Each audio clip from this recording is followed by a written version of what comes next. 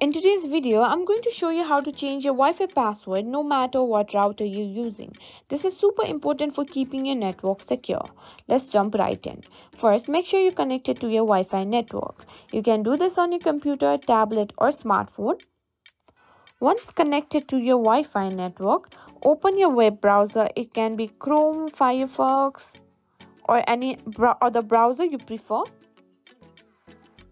In the address bar, type your router's IP address. Common ones include 192.168.1.1. If you're unsure, check the label on your router or refer to use your manual. Press enter to access the router's admin page. You should see a login screen. Enter your admin username and password. If you haven't changed this, the default credentials are often admin for both fields.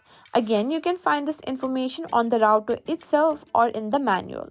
After entering your credentials, click on Login. Once logged in, look for a section labeled Wireless, Wi-Fi, or something similar. The exact wording can vary by router brand. Click on that section to access your Wi-Fi settings. In the Wi-Fi settings, you should see an option for Wi-Fi password or passphrase.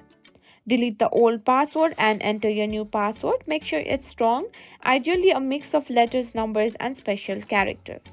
After entering your new password, look for a Save or Apply button at the bottom of the page. Click that to save your changes. Your router may restart automatically. Once the changes are saved, your Wi-Fi network will be temporarily disconnected. You'll need to reconnect all your devices using the new password. And that's it, you've successfully changed your Wi-Fi password.